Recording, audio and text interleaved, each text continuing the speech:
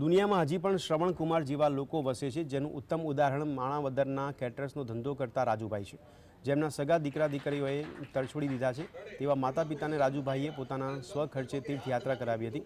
તેમણે જેતપુરના 2 વૃદ્ધાશ્રમના 52 જેટલા વૃદ્ધોને પોતાના સ્વખર્ચે ગોકુલ મથુરા સહિત તમામ જગ્યાઓ પર જાત્રા કરાવી હતી। જાત્રા કરીને પરત ફરતા વડીલોનું ઢોલ નગારા સાથે સ્વાગત કરવામાં આવ્યું હતું। મને 2 મહિના પહેલા એવા વિચાર આવ્યા હતા કે મારે જે વૃદ્ધો છે આશ્રમમાં છે, જેને આગળ પાછળ કોઈ નથી, એ લોકોનો મને સતત 2 મહિનાથી આ વિચાર આવતા હતા કે મારે આ લોકોને જાત્રા એક ફ્રીમાં કરાવી છે।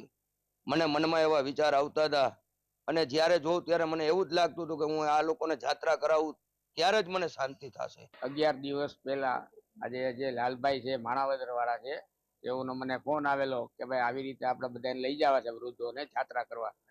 તો એ સારી વાત કહેવાય કે ભાઈ આજે હું કહું, આજે હા તો આ નિરાધાર અને તરછોડાયેલા છે, બરાબર છે, એને જાત્રા કરાવી એટલે બહુ સારી વાત કહેવાય અને સારો વિચાર કહેવાય।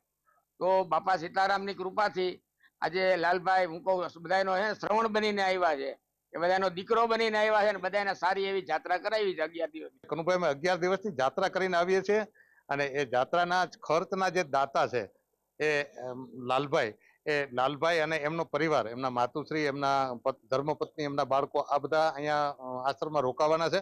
આપણે એનું અભિવાદન કરવું છે, એનું સન્માન કાર્યક્રમ રાખવો છે અને એને થેન્ક યુ કહેવું છે। એક બીજું, જ્યારે લાલભાઈને કહેવામાં આવ્યું તમારો સન્માન કાર્યક્રમ રાખો, ત્યારે લાલભાઈ એવા શબ્દોમાં ના પાડી હતી કે એમાં સન્માનની કાંઈ જરૂર નથી, મારી ફરજ હતી, હું દીકરો થઈને વૃદ્ધોની સેવા કરું। પણ એવો આશય અમારો હતો કે આ તમારા પત્રકારો કે તમારી આ જે તમારી ચેનલ માધ્યમથી આ કાર્યક્રમ જોવે અને કોઈક બીજા લાલભાઈ ઉભા થાય। પ્રવાસમાં અમે અહીંથી 30 તારીખે ઉપડ્યા।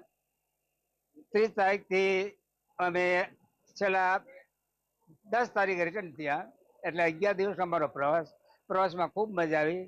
લાલભાઈ જે અમારા પ્રવાસના દાતા હતા એને ખૂબ અમને મજા કરાવી। અમારી પાસે કોઈ જાતનો ફી નથી લીધી। અમે વૃદ્ધાશ્રમમાંથી આવી છીએ, હરિઓમ વૃદ્ધાશ્રમ અલિયાબાડા અને જેતપુર 2 વૃદ્ધાશ્રમમાંથી લાલભાઈ અમને વૃદ્ધોને બધાને એના આ પ્રવાસમાં લઈ ગયા।